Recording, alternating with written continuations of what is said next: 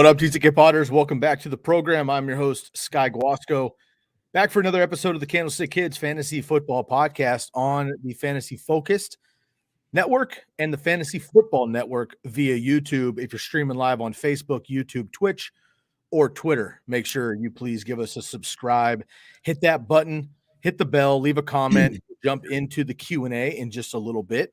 If you're hollering back via podcast after the fact, make sure you give us a rate and review anywhere you listen to your Believe podcast networks. I'm back with my man, Christopher Benevides of the Commish Fantasy Football Podcast. We've had a lot of Commish family on the show lately, man. We just, had a great episode with Kelly once again. Chris, you're on once a week. We're going to be doubling up this week as well. We're going to break that episode. They've been getting a little long in the tooth with our week previews and then the TCK wrap up. So listeners, what we're going to do moving forward is we're just going to splice that recording and episode. So we're going to make it 2 for you. So if you're in the TCK listener leagues, either the rookie or the veteran, you can have that like nice little 15-20 minute clip to yourself. You can tune into that. If you're not in those leagues and you frankly don't care about those leagues, which is fine because they're very personalized the way we break them down, then you're more than welcome to just jump off and skip that episode. Not a problem. So we're going to shave that time down a little bit. But once again, Christopher Benevides back with us once again for the Week 5 game previews on this episode. Next episode will be the TCK wrap-up, so stay tuned to that. If you have any of your questions, either start, sit, or trade talk, make sure you jump in the comments, and we'll get to as many of those as we possibly can, most likely on the second episode. We are recording during Thursday Night Football, about to kick off here in just a few minutes. So we do not have a recap for you today, but Bobby will get that for you on Saturday. Chris, I want to start with some quick baseball chatter. You're a baseball guy. Alex is a baseball guy. I'm a baseball guy. Jordan's a baseball guy. Giants play on Friday. Bo Sox got past the Yankees in a thrilling game. The Dodgers get a walk-off against the Cardinals. Giants and Dodgers, first time in MLB history somehow that they face each other in the playoffs, which after 120 years I thought was phenomenal. And now you get the AL East rivals, Rays and Red Sox. How you feeling, man? Let's go about 1 minute on baseball chatter, but I want to get your thoughts here. Yeah, man. Not feeling great, I'll be honest. the fucking Rays are dominating the American League right now and pretty much all of Major League Baseball. So it's funny. One of my good buddies, his name is Blake, he's from Connecticut. And for those of you who live in Connecticut, of Sky's listeners, I know you are all confused. You're not sure if you're part of New York or if you're part of New England. For the record, you are part of New England. You should have loyalties towards Boston. But Blake was one of the ones we lost. And his motto has always been Blake's motto has always been, I live closer to New York Stadium to Yankee Stadium than I do to Fenway Park. So okay, all right, fine. If that's what you want to go with, no problem. That's kind of like low-key hot take. I feel like that's legit. It is kind of legit. Take? Yeah.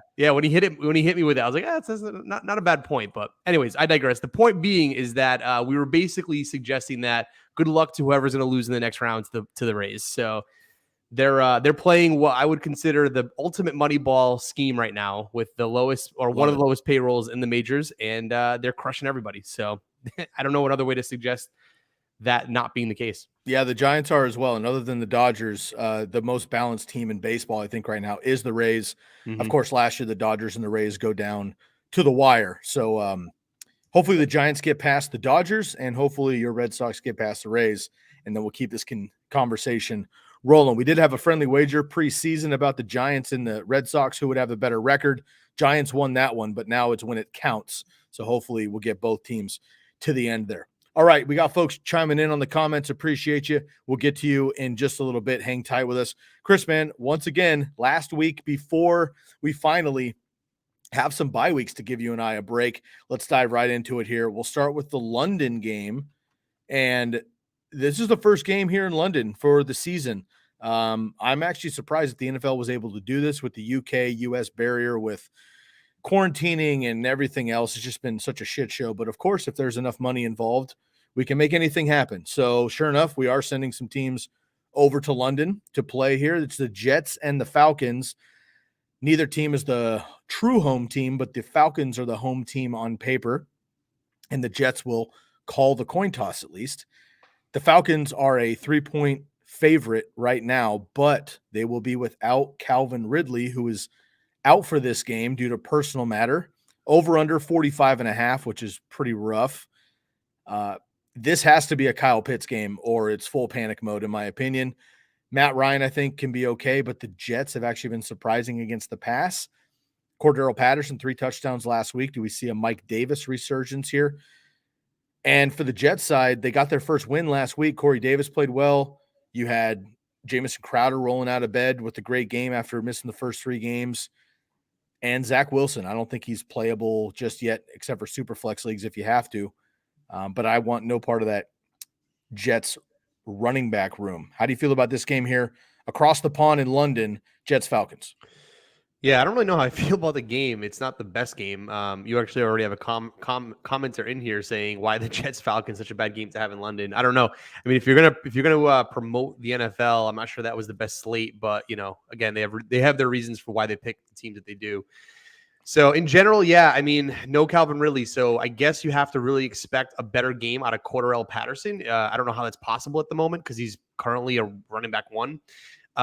Just it only given, by the way, he's playing like 34% of offensive snaps this year, like total combined. So you got to think like he's going to see more workload. And I think you also see an uptick from Mike Davis as well. So I'd likely see a lot of run game from the Falcons this week. And then, yeah, you got to think Kyle Pitts has to shoulder some of that offensive weaponry without Calvin Ridley. So expect a big game out of him. Now the question becomes like, do you sit Matt Ryan? So, like in a 1 quarterback league, I mean, I guess you kind of have to, even though he had a pretty good week last week.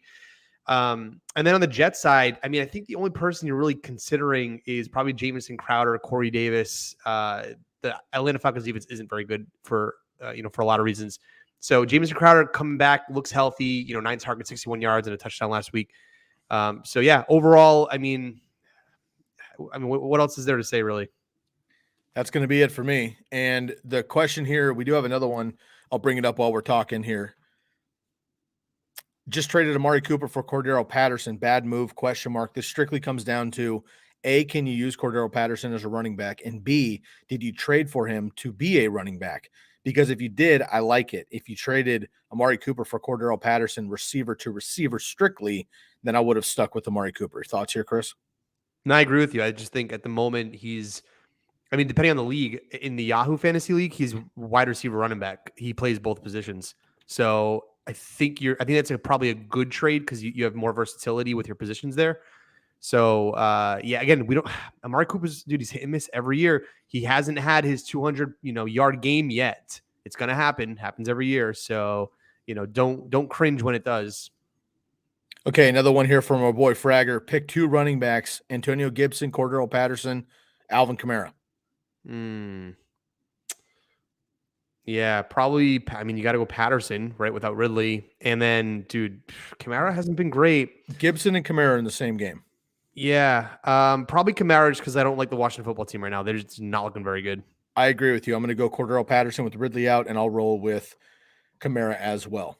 All right, Chris, let's get your pick 'em here. Who are you choosing in this game across the pond, Jets or Falcons? Yeah, with the news of Ridley being out, I'll take the Jets here. It could be we could see some more flash out of Zach Wilson, so I'll take the Jets. Jets on a hot streak, 2 in a row. I agree with you. I'm actually going to take the Jets here as well. Also, I want to give a shout out. We're going to get into the TCK leagues on the next episode, but while we're talking London, I want to give a shout out to our girl Megatron, Megan, all the way over in the UK. Big time, long time listener and follower and supporter of the TCK pod. So shouts out to our girl Megan and everybody else over in the TCK sphere, and also the Quick Snap crew. I know that they've been fans of the commish crew as well. So for all of our English folks and UK listeners and followers to both of our podcasts, we are thinking about you and appreciate you. So thank you for tuning in. All right, let's move on here. Broncos and Steelers. Steelers 1 point favorite in this one, 39.5 over under. This one in Pittsburgh. Looks like we're going to get Drew Lock. If we don't, we're going to get a 70% Teddy Bridgewater. Chase Claypool missed last week. He's questionable in this one. Big Ben looks absolutely horrendous. I wouldn't be surprised if we see a backup, maybe a Dwayne Haskins potentially. Najee's automatic. Deontay's automatic. Juju is on the fence for me. He's a flex. He's not a wide receiver too.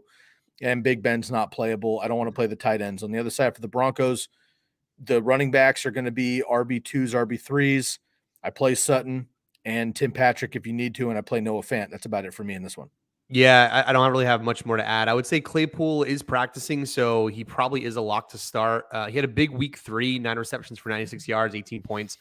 So I'd probably fire up Claypool, no problem. The only other guy, if you're in a deeper league or like a deeper, I guess a deeper rostered league, I guess Javonte Williams might be worth a look. The Steelers they're not playing very well right now overall.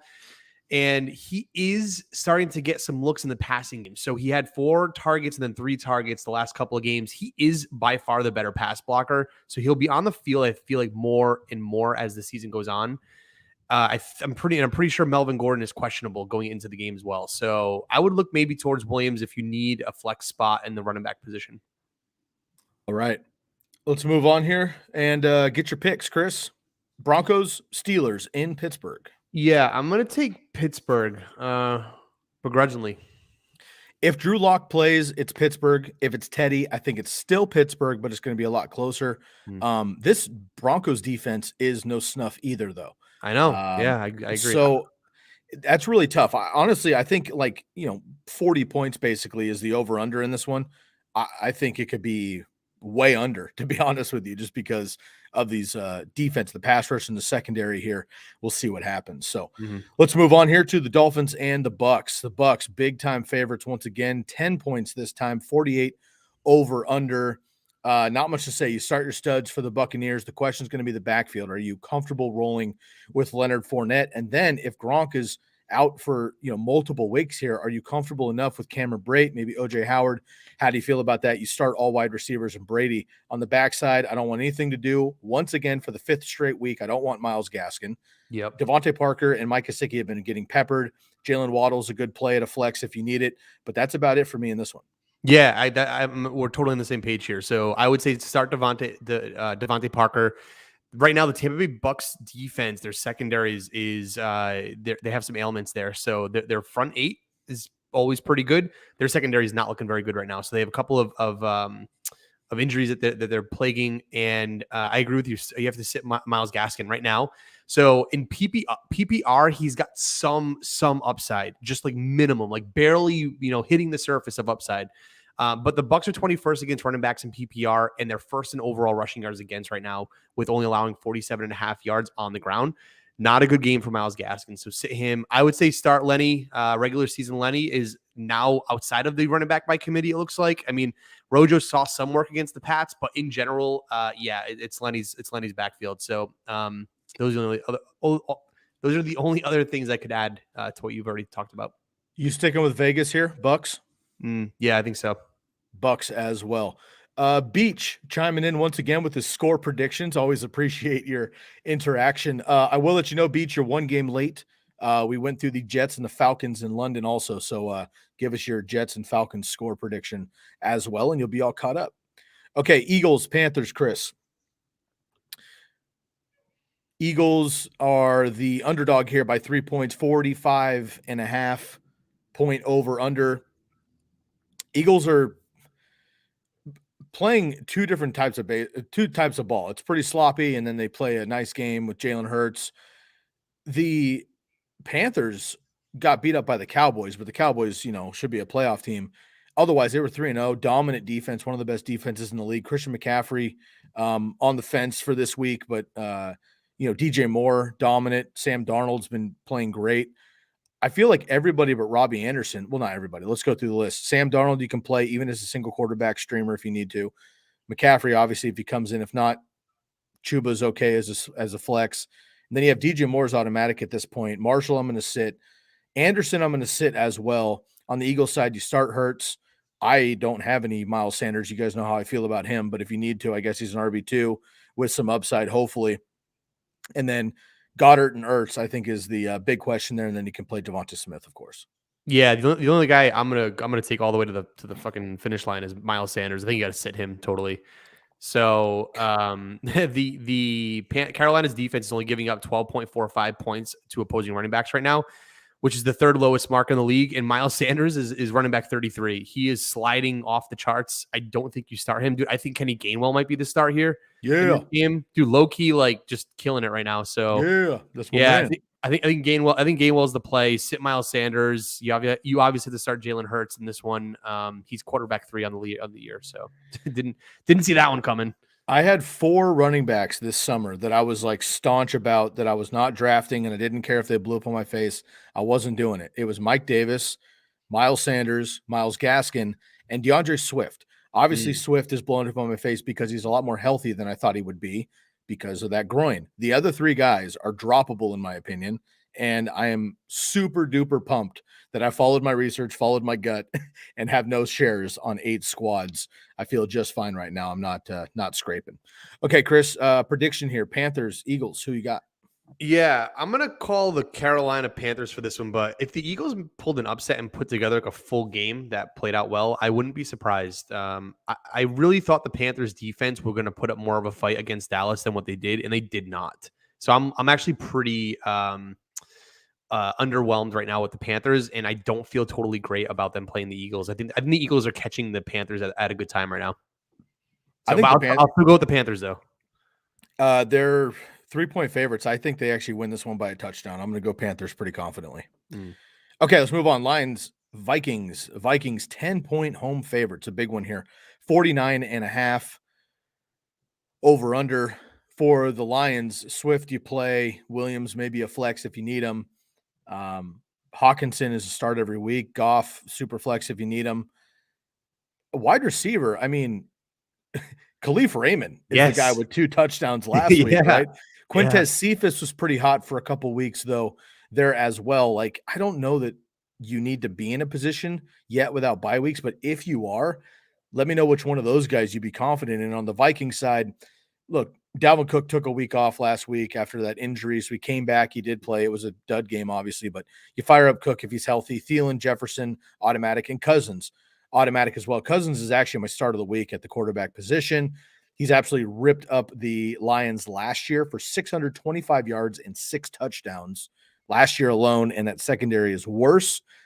I think Goff's going to do enough to at least play with them. So I think Cousins is going to be safe there.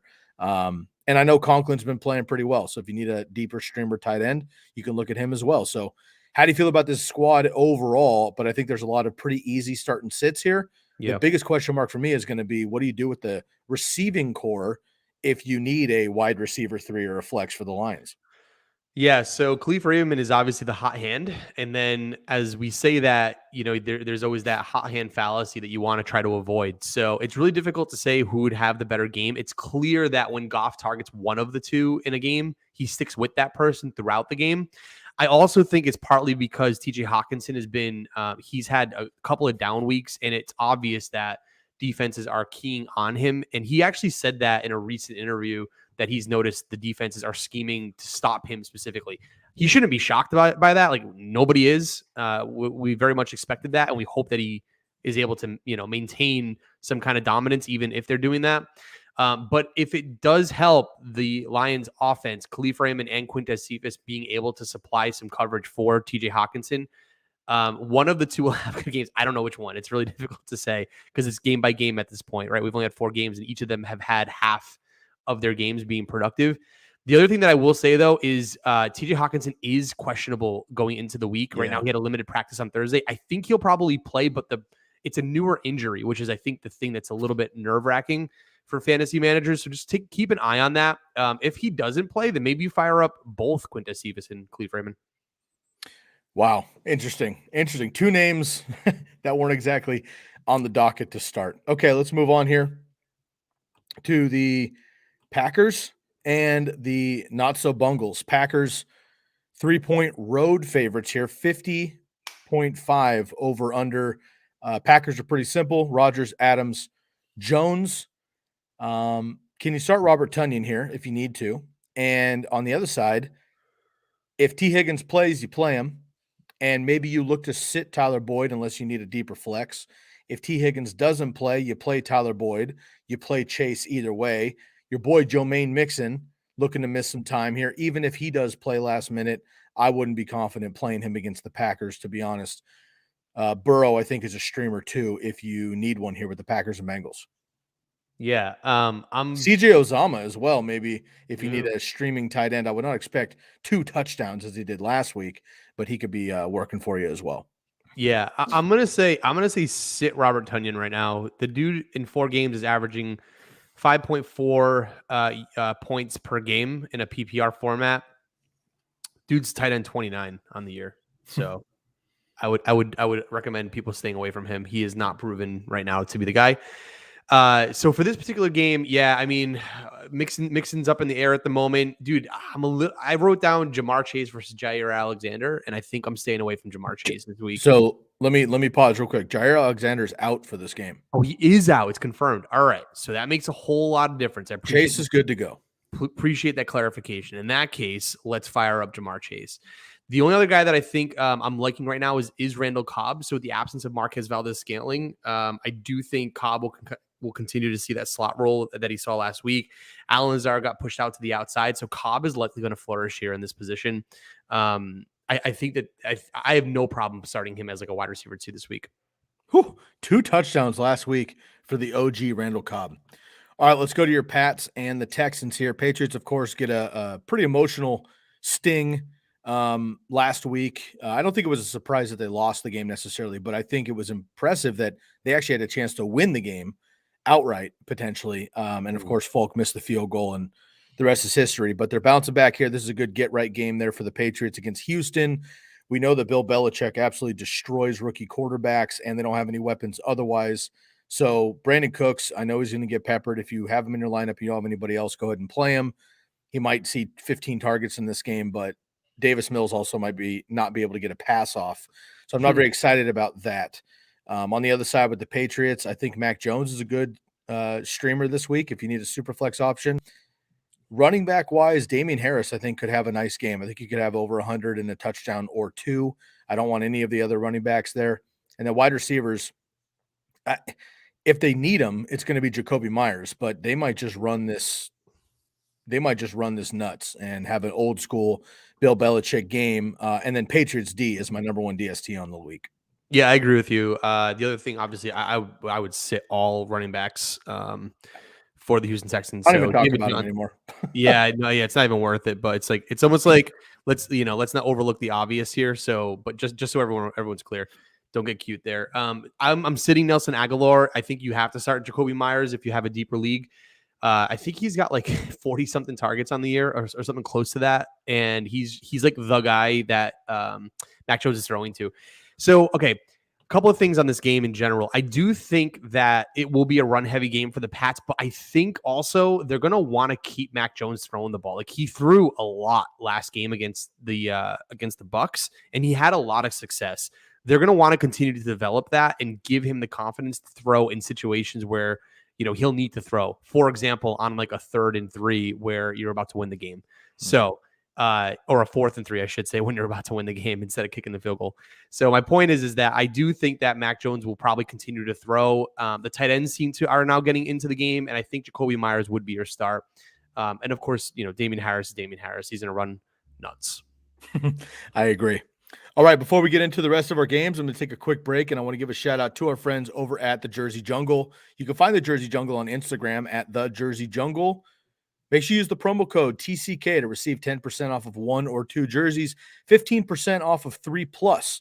Now, again, these jerseys are about $60 before the promo code. On NFL.com, they're $120, $150 for the stitch and twill, high-quality jerseys. You're getting the same jersey for half the price, and my man Trenton will take care of you. So go check out the Jersey Jungle, football, baseball, hockey, basketball, college, retro, home, away, custom, whatever you're looking for. Check out the Jersey Jungle. Use the promo code TCK to receive 10% off of 1 or 2 jerseys, 15% off of 3 jerseys. That's on Instagram at the Jersey Jungle. Tell them TCK sent you. All right, Chris, let's get back into the swing of things here. We got the Saints and the Washington football team. Saints are a 2.5-point favorite on the road, 43.5 over under. And let me just double check. Second lowest over under on the week, only behind Broncos and the Steelers. Yikes. Not looking good there for Jameis and Tyler Heineke. to his credit, Tyler Heineke has dominated the last couple of weeks. Looks number good. number five last week. Terry McLaurin's an absolute animal. You fire him up automatically. I'm not super pumped on Antonio Gibson. We talked to Fragger earlier in the comments. I would sit him if you can. It's going to be tough, obviously, to sit a high-end RB2. But the Saints' run defense is historically good, and J.D. McKissick won't go away. So if you have to play Gibson, go ahead in a full PPR league as a deep flex or a second flex. You can fire up McKissick because I may have to just run through the air, as they say. And then I'm not into the whatever they're going to roll out there at tight end with Logan Thomas out, so I'll pass on that. On the Saints side, Jameis, man. Yikes. Washington football team secondary has not looked good, but I'm not confident in Jameis, so super flex only. Alvin Kamara is automatic. That's really about it. I mean, Jawan Johnson, I guess you can float in there too if you're streaming tight ends and hope for a touchdown or two. But otherwise, man, there's not many options. Kamara and McLaurin are the only automatics. Otherwise, I might go with both quarterbacks if you need to stream, but not too stoked after that. Yeah, so in 2 QB leagues, look, I'm reading a lot here that this is like a get right game for Jameis Winston from a yards perspective, and the baseline reasoning for that is the football team is effectively letting up the most points per week to opposing QBs. So yeah, they've been terrible. If there ever was a game for Jameis Winston to have a good game, presumably it would be this one. But at the same time, you're also expecting the football team to get better on defense. Like, I don't think we expected them to be this atrocious. Like, they're bad. Like, they're like Kansas City Chiefs bad, and that's terrible. So I don't know which direction to play this particular game. If you can avoid starting Jameis, go ahead. But if you need some upside, I mean, this could be the game where he actually puts together, his week one accolades, if you will. So yeah, the only other guy I would consider is Curtis Samuel in a slot position moving forward. I do think Taylor Heineke is going to find Curtis Samuel a little bit more than we expect against the Saints. The 43.5 over under. I'm actually going to take the over on this game. I just don't think there's going to be a lot of great defense being played on either side. So the football team low key has some good offensive weapons. I think they'll do just fine. All right, Curtis Samuel, good mention there. I didn't even mention his name, so I appreciate picking up the slack. All right, Titans, Jags. Titans are the 4-point favorite on the road here, 48.5 over under. We know the history with Derrick Henry and the Jaguars, absolutely unbelievable here. So AJ Brown coming back to play, hopefully trending in that direction. If he plays, you play him. If he plays, you play Ryan Tannehill. Either way, obviously, you play Derrick Henry. Julio Jones, if he plays, you play him because it's the Jags, but I don't know that he's even going to play in this game. Otherwise, I'm not interested in the rest of the squad. On the other side for the Jags, Trevor Lawrence is a streaming super flex, but the Titans are absolutely dreadful against receivers, at least, and quarterbacks. So Trevor Lawrence may not be terrible if you're in a tough spot. Marvin Jones is my start of the week at the wide receiver position. Had a down week last week, but the Titans are the worst against wide receivers. Marvin Jones is number 1 in the NFL in contested catch rate. He's had 6 contested catches on 6 targets. That's the best rate in the NFL. That's good efficiency downfield and in the red zone. I like that a lot. Leviska Chanult, also a good streaming option with DJ Chark being out. And James Robinson now is an automatic play if he's going to be getting more work. Yeah, the guy I'm looking out for this week is going to be Leviska Chanult. 28 targets so far. I think it's like somewhere like the 20s for overall wide receivers. So he outside of Marvin Jones Jr. with I think 31 targets, he's the second leader on the team. This Titans matchup is on a defensive standpoint is very favorable for the wide receiving core for the Jacksonville Jaguars. So they're currently giving up the second most PPR points to opposing wide receivers in 2021. So if they're going to have a great game, it would be this one. And it will kind of show what Trevor Lawrence is probably made of from a quarterback position, just given how leaky, let's say, the Titans are to wide receivers and fantasy points. So Leviska Chanult would be my start of the week. All right. We have fallen behind a little bit, and it's my bad on picks, Chris. So really quickly, let's dial it back a few here. Eagles, Panthers, who you got? So Carolina. All right, Carolina as well. Lions, Vikings. I'm going to go Vikings here. Vikings 2. Packers, Bungles. We'll go Packers. Likewise. Patriots, Texans. We'll go with the Pats. Pats big. Our boy Beach has got a running tab of score predictions in the comment here, and he's got a shutout, 24-0 for the Patriots. I don't think that's too far off, unfortunately, for Texans fans. Saints football team. I'm going to go with the upset and pick the football team here. I'm going to go football team as well. Titans, Jags. I mean, I want to go the upset, but I think the Titans are just a better team. So I don't even know if they're a better team. It's just what they have is Derrick Henry, and Derrick Henry against anybody, and Derrick Henry against the Jags historically has just not been a fair fight. So I agree. I've got to go with Derrick Henry in this one. Although I think they're somewhat evenly matched somehow otherwise. Okay, let's move on here. Browns and Chargers. This one I think has the makings to be probably the second best game of the week outside of the Bills and Chiefs. Now, the Chargers are the 2-point favorite at home, but the Browns are obviously the truth. For the Browns, Baker's got a torn labrum. He's playing through it, doesn't want surgery, which would effectively end his season. So he's playing through it, but he missed that throw with OBJ last week. Odell's been frustrating, but I'm still willing to play him in a flex position with Landry still out. Chubb and Hunt are automatic. Austin Hooper, I know he's going to have a touchdown every once in a while because Baker loves him in the red zone, but I'm going to stay away from that with all these other streaming tight ends. On the other side, for the Chargers, man, Herbert's automatic. I'm going back to Williams. I'm going back to Allen, obviously. Eckler is a must start. Jared Cook, too. I think this is pretty chalk. Are there any sneak attack names with the Browns and Chargers for you? No, not really. I think this is one of those games where like everyone who's good is good and you know who they are. So the only thing that I'm a little concerned with is the offense for the Browns with a hurt Baker Mayfield. Dude, like I would imagine I've never had it. It's a labrum, right? Yeah. I've never had it torn. I've heard it's pretty painful. So I'm just going to say like he's probably going to be in a lot of pain. They're probably shooting him up, so he probably can't feel anything in his left arm.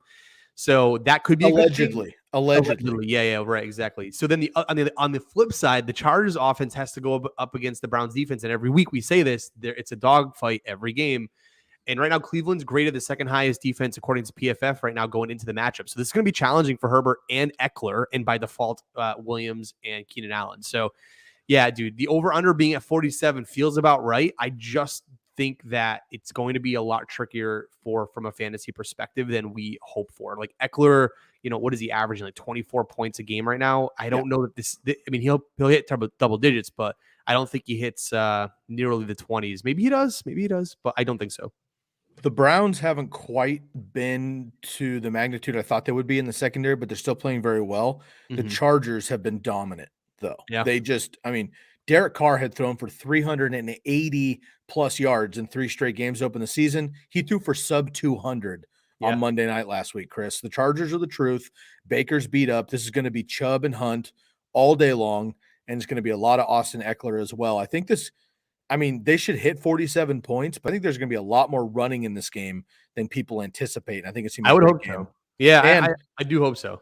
And could be an early season playoff preview as well if the Chargers can keep up the heat here. We expect the Browns to be there in the end, but Chargers could as well if either the Chiefs or the Raiders slip up here. Okay.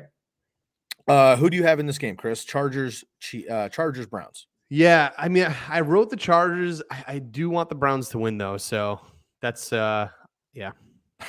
I'm trying not to get cute here. That's all. One of those my brain says and my heart says. Yeah. It's one of those. My heart wants the Browns, and my brain says the Chargers. I get it, man. I'm gonna go Chargers outright. I'll take the Chargers, and I'm gonna put an asterisk here. I'll put Alex down for the Chargers as well. All right, let's go to my Niners and the Cardinals. The Cardinals, the only undefeated team left in the NFL somehow. If you chose that after the first month of the season, you're cashing that in Vegas. Chargers, 4.5 home favorites here, 49.5 over under to the Niners. I think the Niners are in trouble, man. I'm worried about it. Jimmy G is out. Trey Lance getting his first NFL start. Devo leads the NFL in receiving yards, but 150 plus of those yardage coming on busted coverage plays.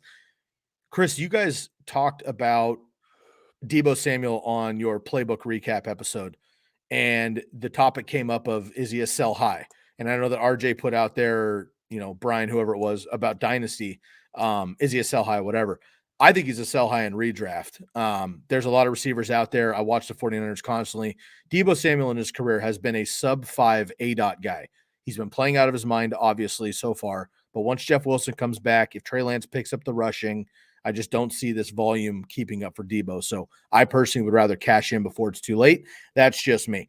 Brandon Ayuk, I don't think is startable right now. George Kittle, you have to play because he's George Kittle. The question is going to be if Elijah Mitchell plays and Trey Sermon plays, who do you go with? I'm not excited about either one of these guys against the Cardinals, so I would try to sit them or play them as a flex versus an RB2. I am okay with Trey Lance in his first start as a streaming QB1.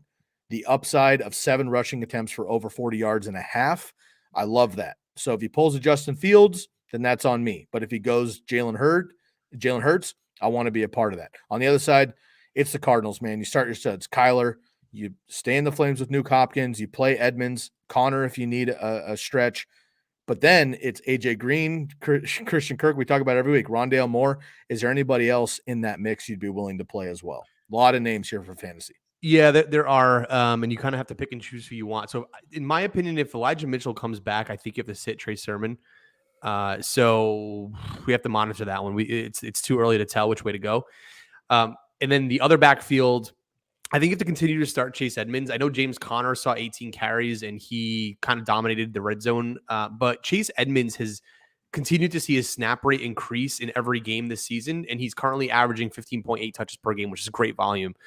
So I think you continue to start him. And then if you need a James Conner in like a flex position, like in deeper leagues, then feel free to go for it. But Chase Edmonds would be a start for me. So just to circle back on the Devo Samuel thing, dude, I hear what you're saying. I just think that we haven't seen like we have not seen the true evolution of Devo Samuel. He was a rookie when he broke out, then he got hurt. And if you were to continue on that trajectory, you would think that a player of his caliber on an offense that runs first, in a sense, should either maintain or would continue to evolve as a player. And I think that's kind of what's happening right now. And he is the recipient of broken plays, but he is the recipient of broken plays. It's not like it's going to anybody else. So from a fantasy perspective, it's kind of like garbage time points. I don't really care how he's getting his points. If you want to, you can make the argument, well, it's not always going to happen that broken plays are going to happen. But I just feel like Devo Samuel is on a growth trajectory and we should just embrace it. Just embrace the growth, just give it a nice warm hug. Embrace Devo Samuel's growth, and let's continue and just enjoy Devo Samuel. Yeah, I hope you're right. I mean, as a 49er fan, that would be absolutely fantastic. But we'll see. I mean, look, man, when he came out, I was thrilled that we drafted him. The dude's an animal. Him and Ayuk are both beasts when they get the ball in the air. So is Kittle. That's the type of dude that Shanahan wants. And so, yeah, ride the flames. It's like Mike Williams, right? It's like, okay, he had a dud game. Are we going to panic, sell off, whatever? Just take the number 2 wide receiver before that. Devo stays healthy. He could be this guy and win people fantasy leagues. Awesome. The history tells me otherwise, though, with the offense. The run game hasn't got going yet. Now they have a rushing quarterback coming in. I just think things are going to change drastically for San Francisco, is how I feel about it. Also, next week, bye weeks pick up, and we have the 49ers on a bye week. So they might try to get healthy and start running the ball more. We'll see what happens. So we're obviously agree to disagree on Devo, but it's going to be interesting to see what happens moving forward. Chris, who do you have in this game here? Cardinals, Niners. I'll take the Cardinals until they show some weaknesses. All right. They look good. I'm going to pick the Cardinals too, unfortunately, here. I got to go against my boys. The Cardinals look absolutely fantastic. Okay, Giants, Cowboys. Cowboys home favorite here by a touchdown. 7 points, 52.5. I think for the Cowboys, this one's pretty easy. Dak's firing on all cylinders. Amari Cooper and CeeDee Lamb have been very frustrating. Dalton Schultz, Chris, by himself has outpaced over the last 2 weeks. Dalton Schultz has outpaced by himself CeeDee Lamb and Amari Cooper combined. Oh, yeah. Zeke is Zeke. Tony Pollard, I think, we put him back in the shed for a while. I'm good with Schultz. I'm good with Lamb. I'm good with Cooper. I'm good with Zeke and Dak, obviously, and Pollard is a deep flex if you need one. On the Giants side, fire up your boy D. Jones if you need to in super flex. I don't want him streaming my single quarterback necessarily. Galladay's been playing well. Evan Ingram is just, touchdown or bust with the targets. And then Saquon looks good as well. Do you have the stones to go with the Kadarius Toney or any of these other guys if they come back healthy here for the Giants? Potentially, yeah. If you're in a pinch and you have some injuries you're battling, Kadarius Toney could be a play. I think Kenny Golladay might is trending towards a weekly starter. Yeah. He seems to be the go-to guy. Him and Daniel Jones are starting to get on the same page in terms of balls, and we know where Daniel Jones ended up last season. He was the number 1 rated deep passer in the league in terms of accuracy, and that's where Kenny Golladay flourishes, which is why I predicted some of the success for Daniel Jones. But my man right now, I believe, ranks as quarterback 6 in fantasy scoring. He has only thrown 1 interception, has lost 1 fumble in 4 starts. It's only 2 turnovers in 4 starts. Let me just clarify that one more time. 2 turnovers in 4 starts. And one of those turnovers, that interception, was based on a Hail Mary pass, which is shit. So let's just talk about it. We don't count that one. Throw that one out. You can't count it. You got to throw it out. Exactly. So my boy is playing hot right now. And that's kind of, again, I agree with you. This is the only game I'm picking with my heart over my head. I think Dallas is obviously the more superior team, but I think the Giants low-key could pull something off. Their defense isn't as bad. They're actually not that bad at all. I agree with you. Dalton Schultz is crushing it right now. He is the tight end 1 over the last 3 weeks, 15 targets, 138 yards and 3 touchdowns. He's a tight end 1. And tight end 1 over the last 3 weeks, but he's the tight end 4 overall in fantasy. He looks really good. So, yeah, I mean, the Giants have their work cut out for them. CeeDee Lamb and Amari Cooper haven't looked great. So, yeah, I don't know. It could be a sleeper type game. I think the Cowboys might go in with a little bit too much hubris. I'm going to go with the Cowboys here. I think they do well. And yes, your boy D Jones is playing very well, keeping control of the football, which is excellent. And look, man, if Saquon is Saquon, this is entirely different squad, clearly. So hoping the best for the Giants. And of course, Bobby's a big Giants guy here, but I'm going to go Dallas. I just think it's too much firepower, and in Dallas there, I think it's too much. Mm-hmm. All right, Chris, 2 more here. We got the Bills and the Chiefs, the game of the week.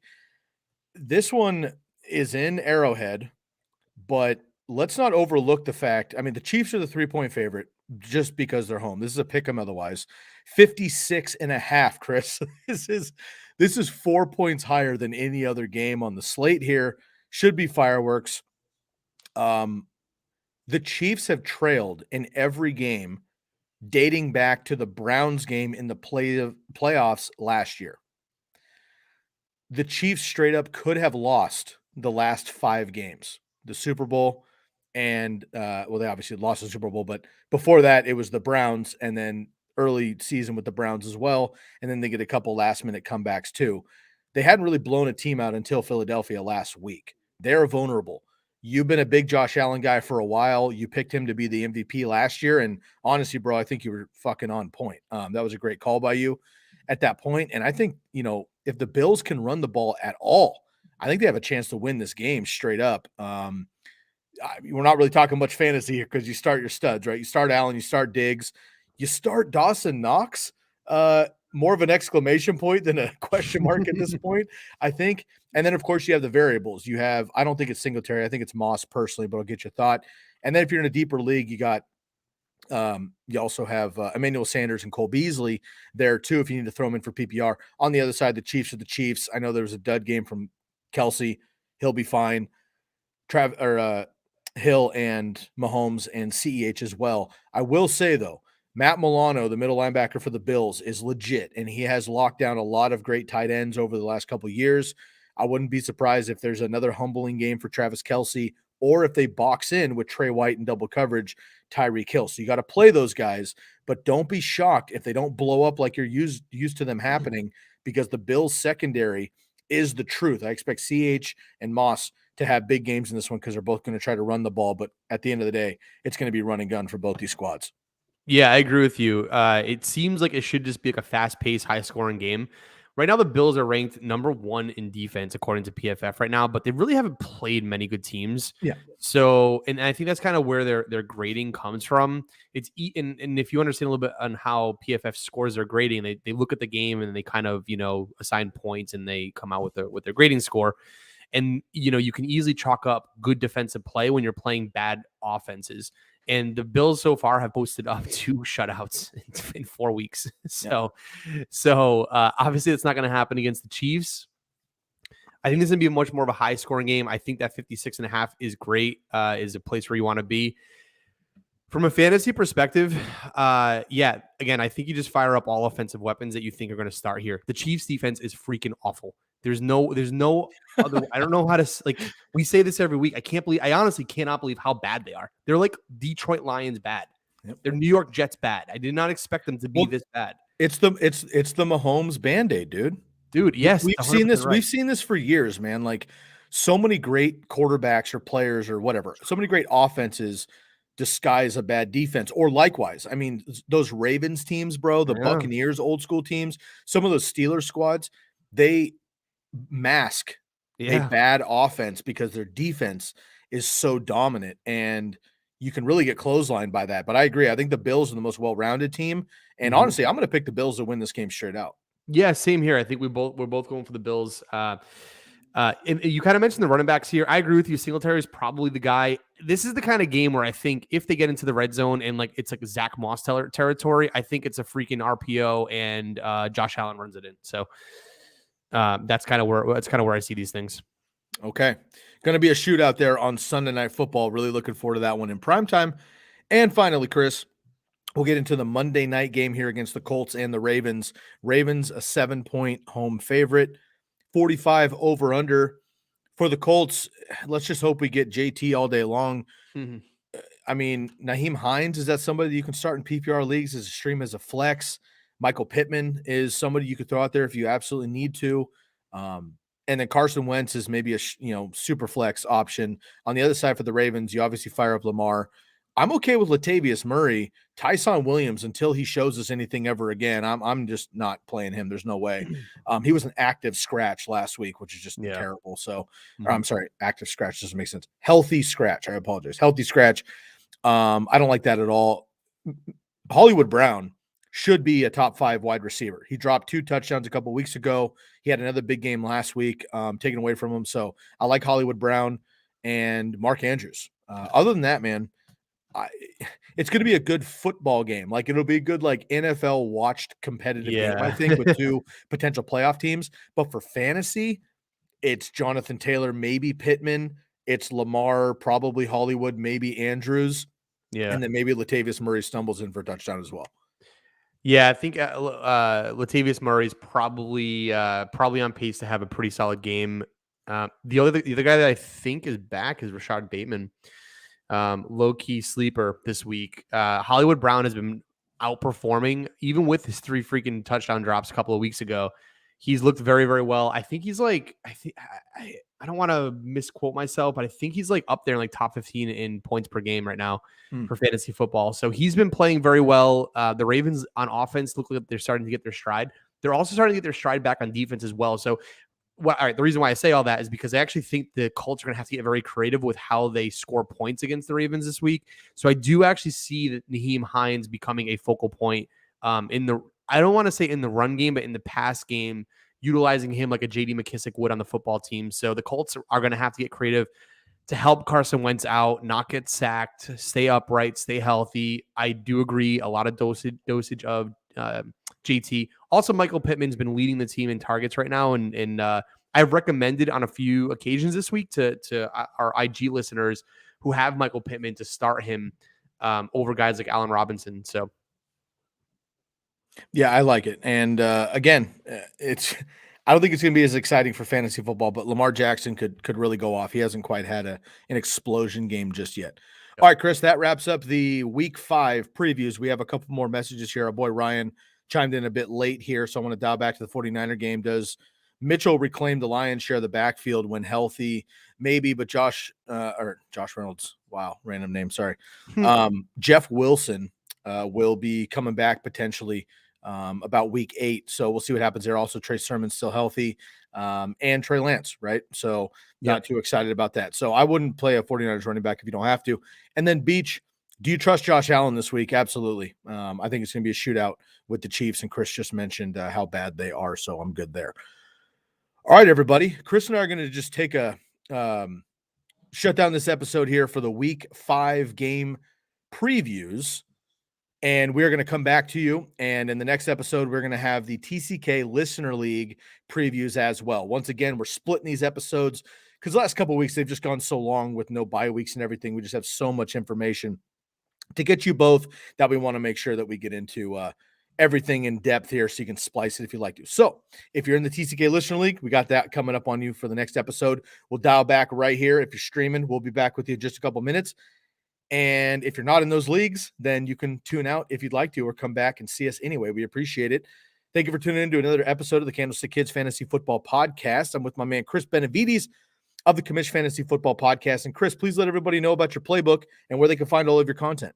Yeah, absolutely. Of course, as usual, go find us at the Commish FFP on TikTok, Twitter, and Instagram. And then you can go sign up for the playbook. It drops every Tuesday, kind of gives you a recap of week 4 and what to expect going into week 5 or the upcoming week for fantasy. It's over at thecomishbrand.com, or you can just sign up at thecomishbrand.com/the-playbook. And of course, our notable channels, Spotify, Apple, and Google Podcasts are a good way to find the podcast. Awesome, brother. Always a pleasure to have you and the rest of the team on. If you're just tuning in, or maybe it's your first time listening, please make sure to subscribe to the YouTube channel. We are live every single Sunday morning for Start Sit 3 hours before the kickoff. If you're on the East Coast with Chris, we'll be with you at 10 a.m. If you're on the West Coast with me, it's 7 a.m. That's right, kids. We're getting up early on a Sunday just for you. 3 hours of Start Sit. This episode and all episodes of the Candlestick Kids are brought to you by Bet Online and Believe Podcast Networks. Make sure to give them some love as well. Subscribe to us on Facebook, YouTube, Twitch, and Twitter on the Fantasy Focus side. And then on the podcast side for the Candlestick Kids, make sure to leave a rate and review wherever you listen to your Believe Podcast Networks. You can find me on Twitter at Sky Guasco, SkyGuasco.